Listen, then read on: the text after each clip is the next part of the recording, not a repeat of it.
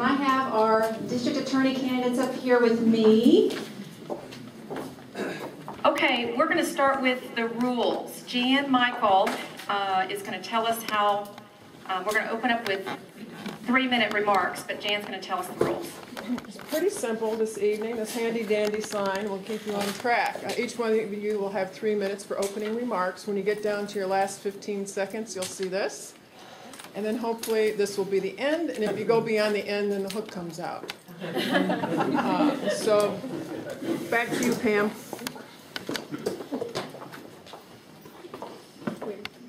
Okay, so we did a coin toss, and Susan, you won, so you're going to be going first, I believe. Is that correct? I think I lost. Oh, well, maybe. So either way, I think you're going first. So if you would tell us a little bit about yourself. Good evening. Can y'all hear me in the back? No. Is it on?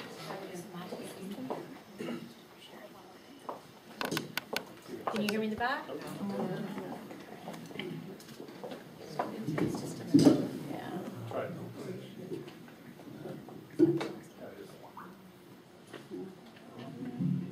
There it goes. Hello, testing. Perfect. Good evening. Thank you all for coming out. I mean, this is a great group, and the opportunity to get to speak with all of you and tell you a little bit about myself. My name is Susan Hawk, and I'm running for district attorney. And I was born and raised here in Dallas at Baylor Hospital. And both my parents that are here tonight, David and Joanne McQuithy, were born and raised here in Dallas. So my roots are strong here. My husband is here as well. He's from Illinois, but he's been in Dallas since 2002. He's an anesthesiologist here, and my brother. Got the whole family here tonight. So it's a pleasure to get to talk to you tonight and tell you a little bit about myself. I was elected judge of the 291st District Court, which Judge Jennifer Bleedo now presides over. But I graduated from law school in 1995 from Texas Wesleyan University, which is now Texas A&M, so I do not claim to be an Aggie, because I am a Red Raider. That's where I went to undergrad. And I immediately knew that I wanted to work at the district attorney's office. And I immediately knew that I wanted to be a prosecutor. And I was sworn in December 18th, 1995 as an assistant district attorney under John Vance after passing the bar exam in July. And Judge Harold Ince swore me in, and we took an oath. And I will never forget what he said to me. He said that it's my job as a judge to sit up here and call balls and strikes, but as a prosecutor, you have the greatest power you will never know, and that is because you serve the victims and you serve the community. And don't ever take advantage of it, don't ever become complacent, and take that oath seriously every single day. And it was a privilege to be a prosecutor for 7.5 years. And it was a privilege to be your judge of the 291st for 11.5 years. I was elected in 2002 as a Republican, and I was one of the last of the Mohicans standing in 2006 when 47 judges lost their job in one night. And I was blessed that I was able to continue to do what I did on the bench. And in 2003, after I had been on the bench for approximately 9 months, I saw that 20% of the individuals that came in front of me were mentally ill. So I created the first mental health diversion program that diverted mentally ill probationers from the penitentiary into services. And as a result, I saved you taxpayers $13.5 million in incarceration costs. At the same time, we closed a revolving door that was occurring. It's been an honor to serve you. And in 2010, I made the decision to continue to serve you. And I switched parties and ran as a Democrat because the question was this. The individual that was going to run for my bench was Peter Lesser. Some of you might know who he is. He's about the most liberal Democrat there is out there. And I knew that would Dallas County be better served with me as your judge, protecting your family, protecting the victims of Dallas County. And that is why I made the decision to run, because I wanted to continue to serve you. As a result, I was able to continue the good things that I did, and I hope to continue, or I hope to serve you as the next district attorney. Thank you.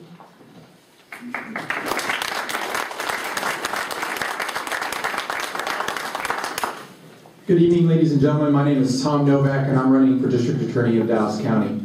I want to thank you all for coming, and I want to especially thank my family, my mother and my sister, and my wife, my one and only Christine, who normally is at home with the kids. Doesn't get to come out to these kind of events very often, so I'm blessed to have them here.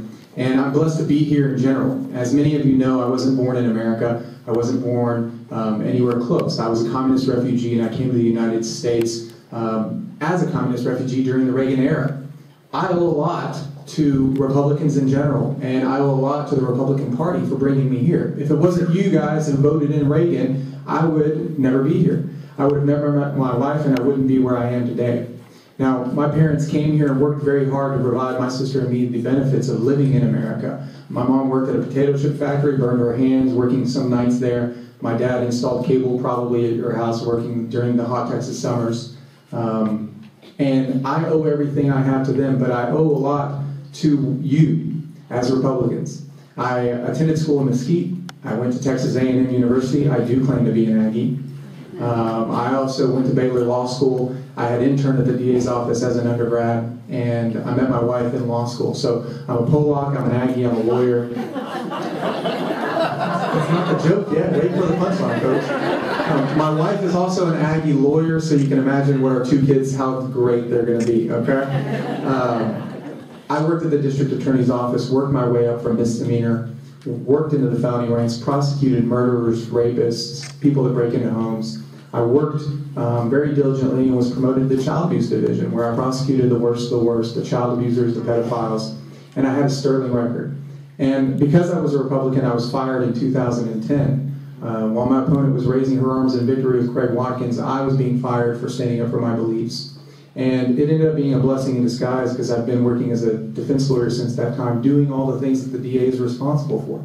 CPS cases, juvenile cases, civil cases, federal cases.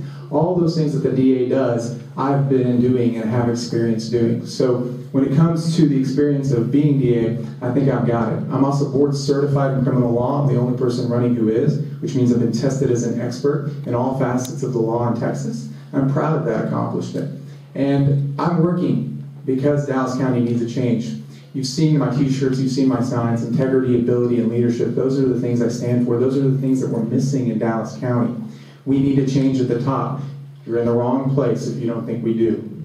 Now, I know many of y'all here are, have made up your minds and you're here supporting one candidate or the other. I hope that those of you who are here with open minds take a look at our records, take a look at what we stand for, take a look at who's going to be best to take on Craig Watkins. And I appreciate it. I try to give back. I try to do as much as I can. I'm an Air Force reservist. I work as a lawyer in that field as well. I owe everything I have to this country and to my family for bringing me here. I want to thank y'all for coming out. I want to thank you for what y'all do, and God bless you. Okay, can everybody hear me? Yes, okay, it's working.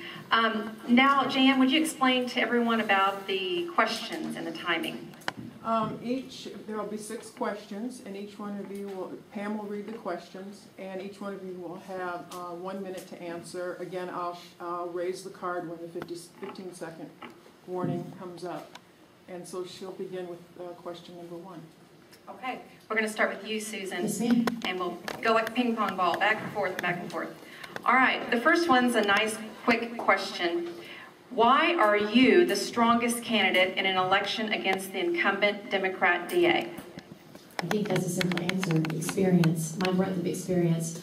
I was a prosecutor for 7.5 years, and I actually tried 150 jury trials, to a jury, to verdict, with a 98% conviction rate. The only reason I bring that up is because that shows discernment and judgment on prosecution that we need, who evaluate cases, decide which cases need to be prosecuted, prioritize which cases need to be prosecuted, and bring those individuals to justice. Furthermore, I've been on the bench and I have presided over tens of thousands of cases, everything from your low-level drug cases all the way up to capital murder and everything in between. And I've seen it all. As my experience as a judge, I've been a strict enforcer of the law. I never legislated from the bench. And I think we see what happens when we have a district attorney at this point who politicizes the office. That is never what that's as a judge, I never did that, and I think that's important. So I think my breadth of experience, day in and day out as a judge, as a prosecutor, and furthermore out in the community is the most important thing. Thank you. All right, Tom? I echo a lot of what Susan says in terms of our experience, but I think my experience is a much broader experience that we don't have in Dallas County. Craig Watkins is there. He's, as far as I know, tried one case as a prosecutor. I've tried over 100 cases, whether it be as a defense lawyer, whether it be as a prosecutor. I've been there. And they range from the lowest of the low all the way up to the highest of the high felonies. And I've tried cases where people went to prison for life. So in terms of experience, my certification as an expert in the field of criminal law, I'm the only person who can testify and can stand up and claim that. I'm the only person who has that board certification. And I've been handling those kinds of cases, as I already mentioned, the district attorney is responsible for. Not just the felonies, not just the highest capital murders, but juvenile cases, CPS cases, federal cases, misdemeanors, felonies. Those are all things I do on a day-to-day basis. So I think when it comes to breadth and experience, I have more than all of the opponents. We're going to allow a 30-second rebuttal in each one. So, Susan. Well, I haven't had time to sit for a test because I was presiding over the toughest cases, day in and day out.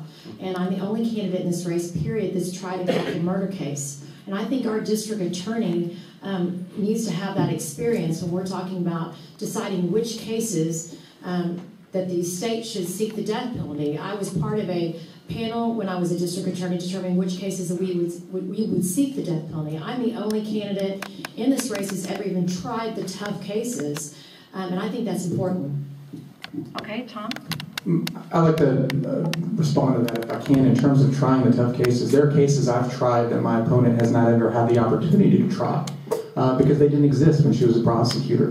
The super aggravated assault of children that I've been able to try as a prosecutor. I've tried murder cases. I've tried the toughest of the tough, and I've had that experience. So the experience is there. And in terms of what we're going to face against Craig Watkins, we need somebody who's a clean candidate who doesn't have any negatives. And in terms of my opponent, you heard some people mention the judicial bar poll. My opponent was the lowest rated judicial felony judge in Dallas County over the last 3 polls. So. Okay. I provided you both with a pad and pen. Some of these questions have different parts to them, but all the questions will complement each other. Each part of the question will complement each other. This one's going to start with Tom. With a staff of some 6... Can y'all hear me okay? I'm going to try a little louder. With a staff of some 600, the Office of District Attorney is organizationally comparable to a very large law firm. Question, should the DA function primarily as an executive rather than a trial lawyer, or should the DA regularly try cases? Also, how does your background and experience equip you to fulfill the executive role? And describe any specific changes that you intend to make to the current organizational structure of the office. One of the first things that I've learned in the Air Force is management skills and organization. That's one of the things that they teach us. And in terms of running the Air Force, I'm a captain in the Air Force, and we do a lot of that in terms of personnel and individuals. So I have a good amount of experience. Now, it is a big role of the district attorney's office to manage people there, and very important role. But I think the DA has to step up and lead by example in terms of trying those tough cases. You know, we've had a number of death penalty cases in Dallas County that have been tried by people other than the district attorney. The district attorney needs to be there trying the death penalty case and standing up for what's right.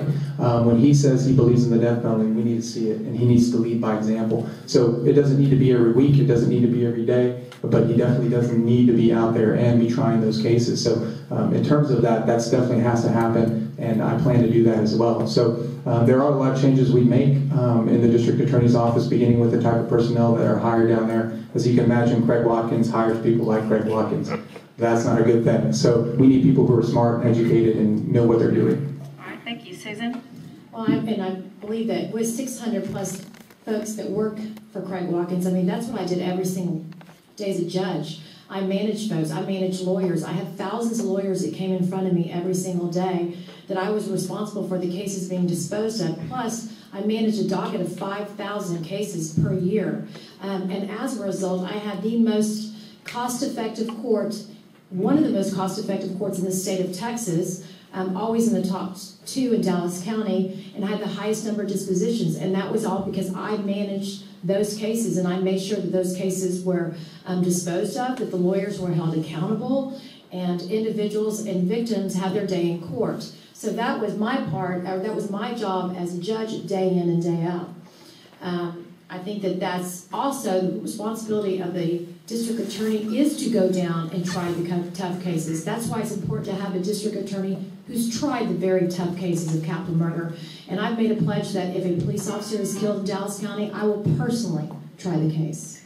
Tom, did you want to say anything else? I will personally be trying the death penalty cases in Dallas County. There's no shortage of good leadership. I should say there's a big shortage of leadership in Dallas County, and there's no people stepping up to the plate. And so we definitely need people who are willing to do that, and you can bet that I'll be down there trying those cases. And I've got the experience to do it, and I'm willing to do it, and I've been tested on it, and I have the experience. So in terms of who you can trust to do that, you have that from me. Susan? I think that I've been tested on it as well because I tried 150 jury trials to verdict with a 98% conviction rate, and none of those cases were overturned as a prosecutor, which means, once again, I have the discernment and judgment on know which were the tough cases that needed to go to trial, which were the violent offenders that needed to be prosecutor, and as a result, I received many life sentences for victims that deserved it. All right, thank you. The next question is going to start with Susan. And there's 3 parts to the question, but each part complements each other, and if you need me to reread the question, I'm happy to do that. In 2007, the current DA established a conviction integrity unit to investigate claims of wrongful conviction in Dallas County and to secure exoneration of innocent defendants. Will you maintain that unit? Why? And if so, what changes would you make? And yes, I will maintain that unit. And as we see that we've had cases where individuals have been exonerated through the testing of DNA. And the great thing about Dallas County is that we have kept the evidence. So we have been able to go back and test and determine which individuals are innocent. I had the pleasure and the privilege to exonerate 3 different individuals that had spent, 2 of them had spent 26 years and 25 years in prison. Another individual who had spent close to 28 years in prison, and I exonerated them as a judge. Furthermore, there are individuals, I mean, the facts are biological evidence, physical evidence is only kept in 10% of cases involving violent offenses. So empirical studies say that for every 1 individual that's being exonerated, there might be 10 other individuals that are being wrongfully convicted. So I plan to have an integrity unit in place with all the stakeholders involved that are experienced. So we start the process from the very beginning when there's a exoneration possible claim all the way to exoneration process. Thank you. Tom? What you'll see in the news is that Craig Watkins has severed ties with the Innocence Project of Texas. They were the ones bringing him the cases, law students who research these cases and bring them to him. And he severed ties, and the reasons why is because it became too political for them. They said that they didn't want to work with him any longer, and that's a shame. The Conviction Integrity Unit is something that I think can do Dallas County some quite good. And what I'll give you an example. As a defense lawyer, I have defended somebody who I believe to be innocent. This wasn't a case where we could test for DNA. It wasn't something that we did, but it really hits you home and it hits your gut when somebody sitting next to you has to go to prison. And you've tried everything you can, and you still believe that they're innocent. So yes, I will continue the unit. I plan on expanding what the unit does in terms of training. I hope that we can get other agencies and other localities in Texas to come with us and work with us and find out what the best practices are, because I think that's where our focus should be. We've freed a lot of people, but we need to work on how do we make things better, not just for Dallas, not just for Texas, but for everybody in the country. And I think we can do a good job of using us as an example for doing what's right. Susan? Well, as a judge for 11 years sitting on the bench and having thousands of cases come before you, and your job is to determine whether or not someone is guilty or not guilty, or your job is to determine whether or not there is sufficient evidence for an individual to be brought to trial. This is what I did every single day. This was what I did every single day as I served you as judge of the 291st District Court. So I will bring that experience to the District Attorney's Office, and I will expand that. Tom, do you want to say anything else? Well, I'd just like to add that in terms of, the kind of benefits that we can get. I think having worked on both sides, you've heard some of the other candidates mention, having worked on both sides of the aisle of working as a defense lawyer, defending those type of people, and working as a prosecutor, seeing the other side of that, you learn what happens on those cases and what you can do best to move that along. So I plan to work with the defense bar, I plan to work with the judges, I plan to set up these conferences so that we can work together to move that along. That's not happening with Craig Watkins. He doesn't work with anybody but himself, and that's a small room. So in terms of what we can do in Dallas County, it is expand that, working with all the other parties involved. All right. Okay, next question. I believe we covered that. There are 3 parts to this question. Again, they're complementing each other, and I can reread it. 1 minute? Yeah, I know. We had so many things we wanted to ask you, so we're doing it very quickly. All right. There has been some discussion in Republican circles regarding the propriety of employees of the DA's office running for public office, with the suggestion that the DA should preclude such actions by employees of the office. Here's the questions. Does the DA have the authority to require that an assistant district attorney resign his or her position before running for public office? And if so, should that policy be established and why?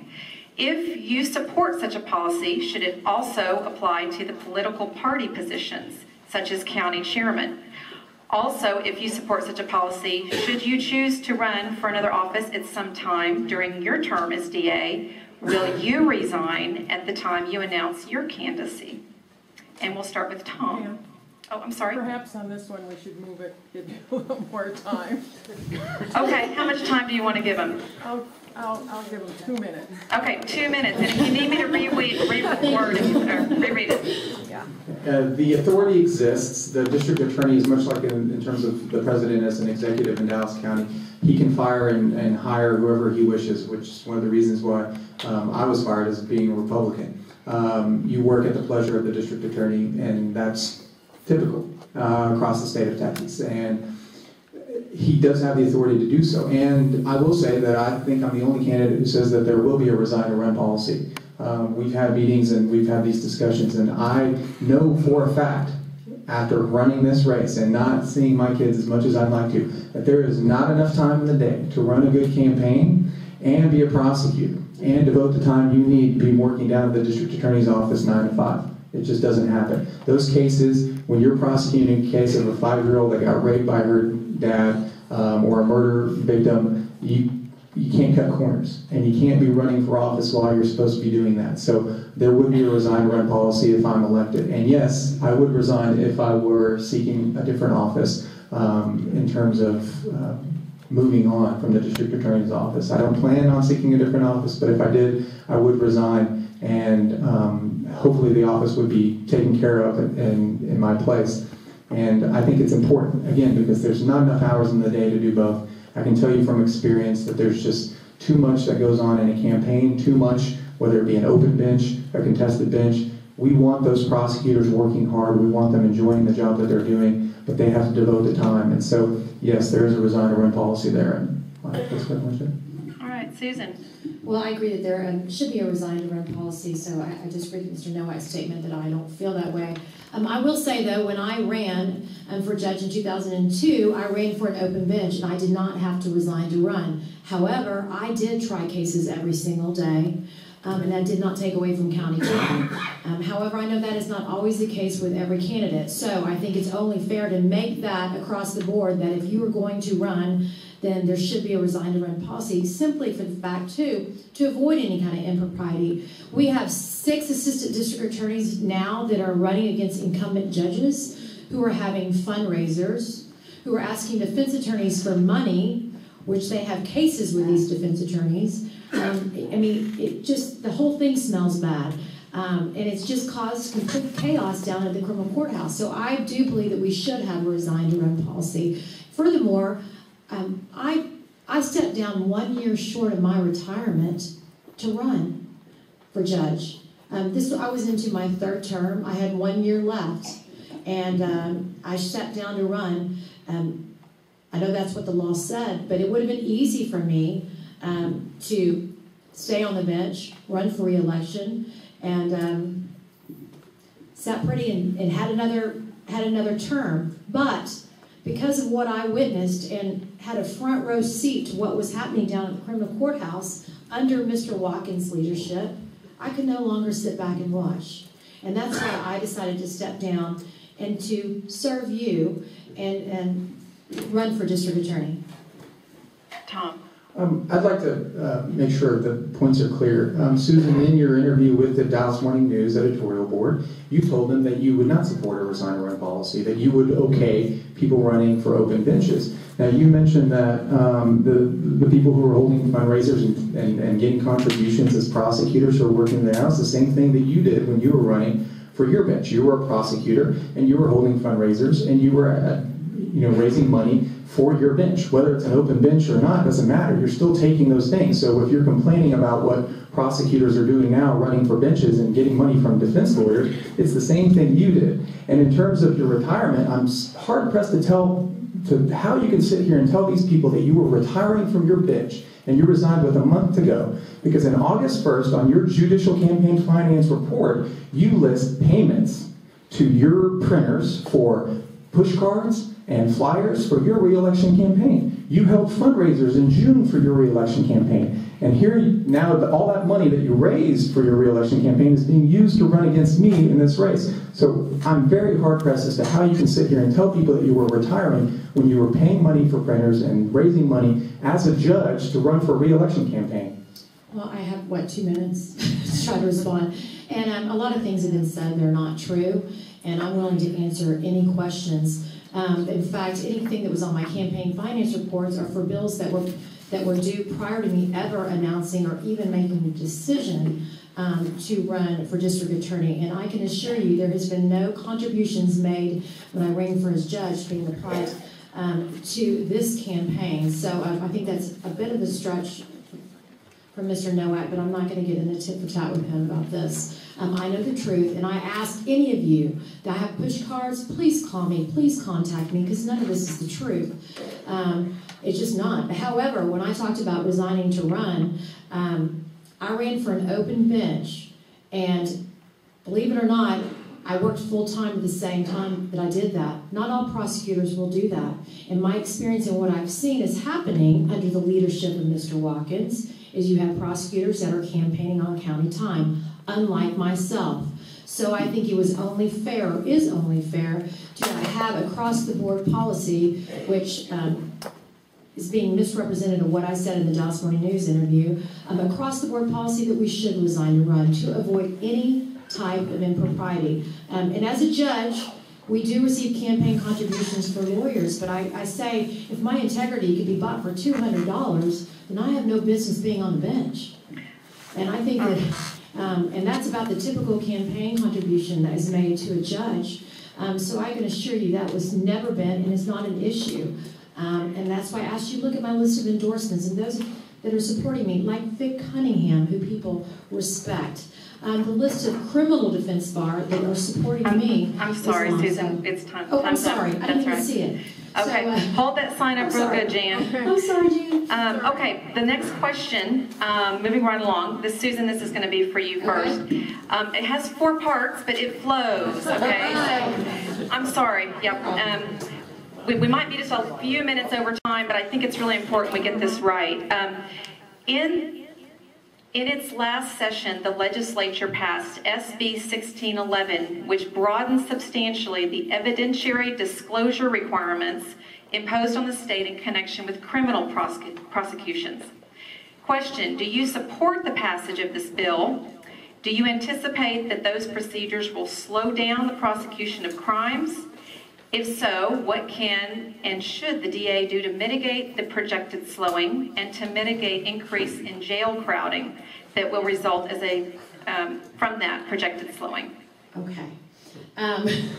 First part of the question, I absolutely support that law. I think that the most important thing, especially from the district attorney, I mean, your job as a prosecutor is to seek justice. So there should be absolute transparency in prosecuting defendants, and that is all evidence, whether it's mitigating, exculpatory, all evidence should be turned over to the defense. The law has changed that because we've seen what happens when you have prosecutors subjectively deciding what types of evidence will be turned over.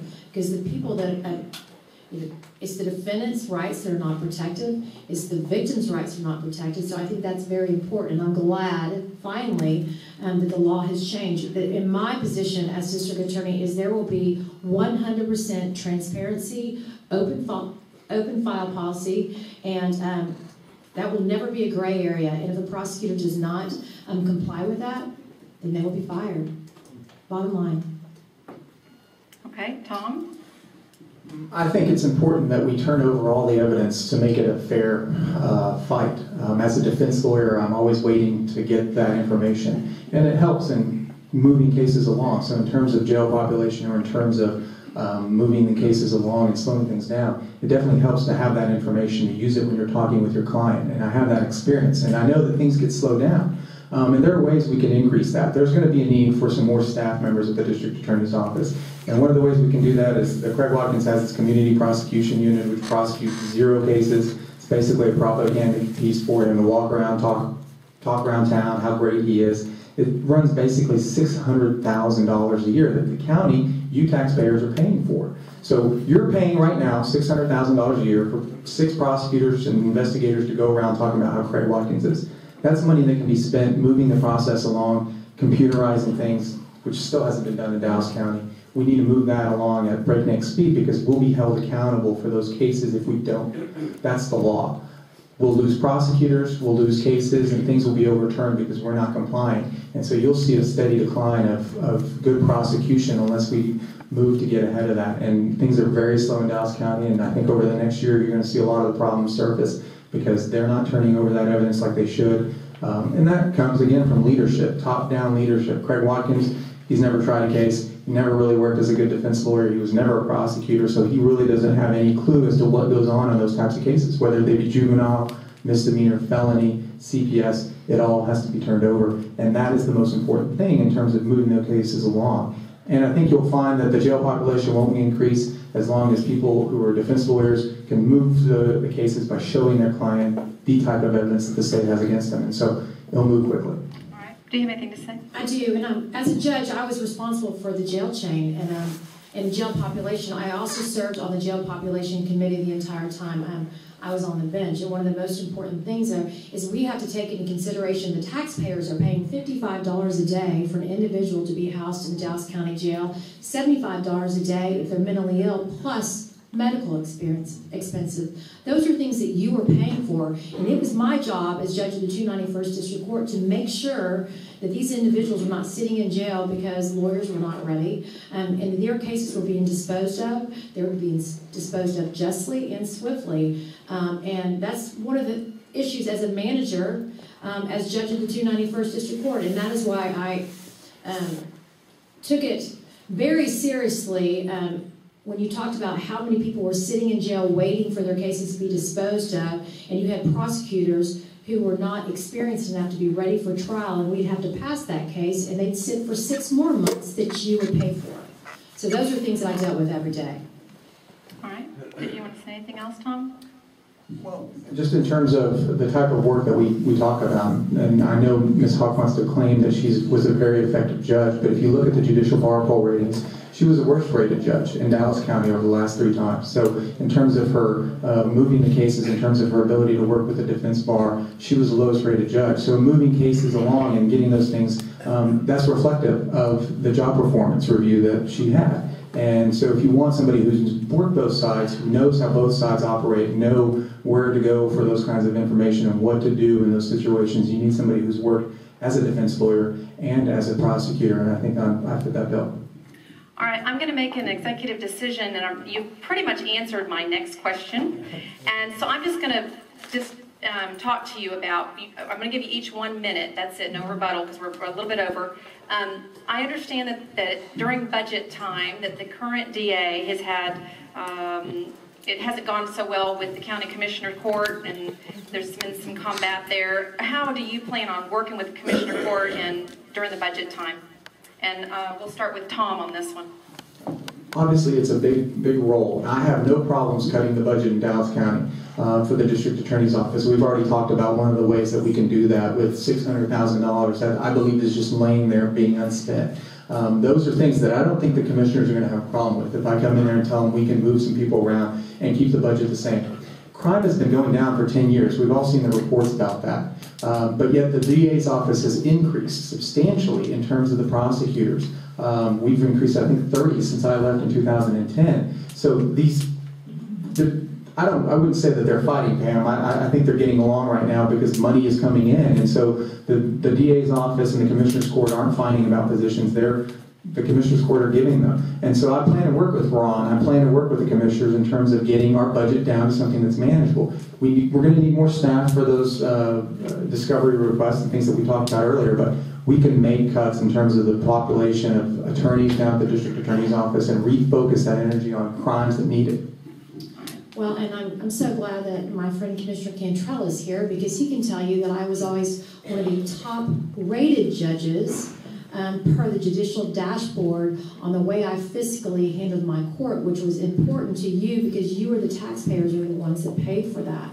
And that was something that I took into consideration every single day. And I think it's so important to have a relationship with the commissioners because these are the ones that are setting your budget. And you have to be able to communicate with them effectively. You can't alienate them, and you can't make these bold statements that you're going to go in and cut the budget and you're going to cut jobs without even taking it all into consideration, because I would never sit up here and tell you what I'm going to do without getting someone much smarter than me with numbers to come in and go over it with a font very closely. Someone like Mick Cunningham, someone who knows numbers. I wouldn't dare say that, but I do know what it took to manage a court, and that was why I was always one of the very highest rated judges in Dallas County for the Commissioner's Court. Okay, we're going to go right into closing statements. Tom, you're going to start, please. Again, I want to thank y'all for keeping an open mind in terms of our race and in terms of what y'all are getting in Dallas County. I want to ask y'all to think for a minute as to why you're here.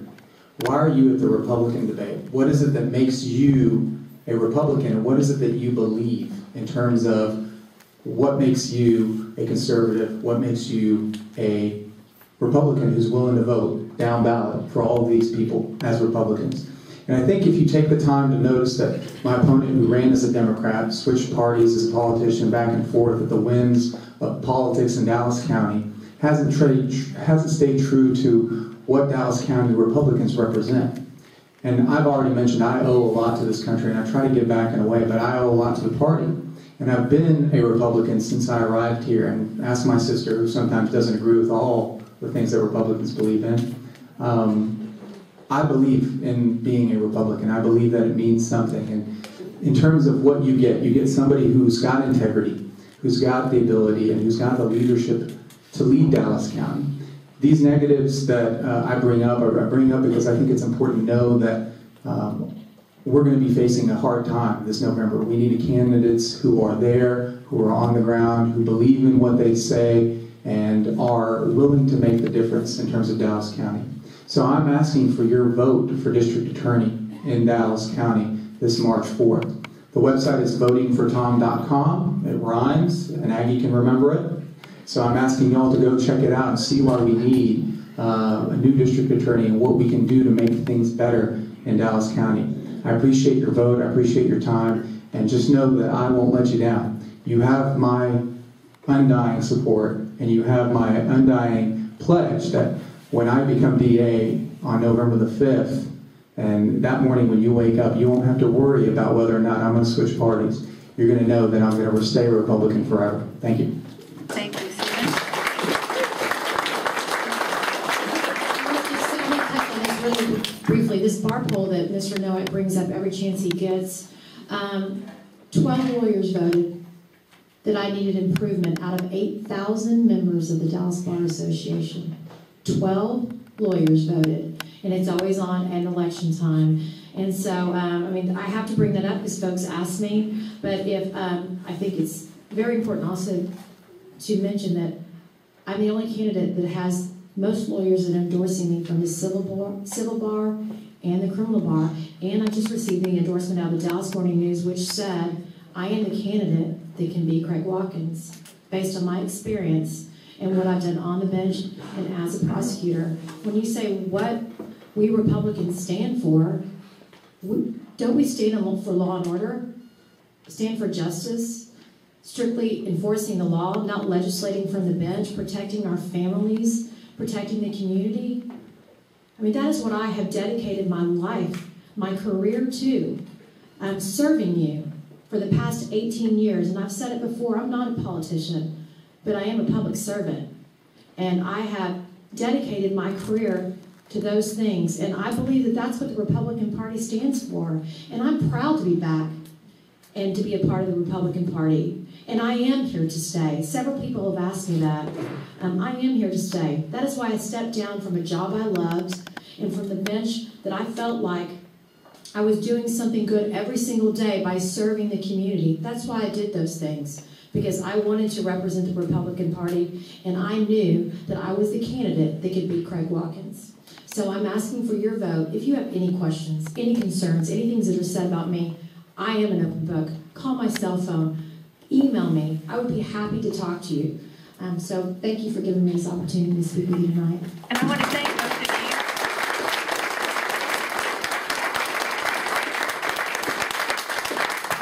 I know it's hard to do these debates, and I really appreciate your time and your efforts to do this, so thank you. And every one of you in the audience, I thank you for being here, because you're making a difference by just being here and being plugged in. We need all of these races, these 19 races, to win. So please tell your friends. Thank you, and have a safe evening.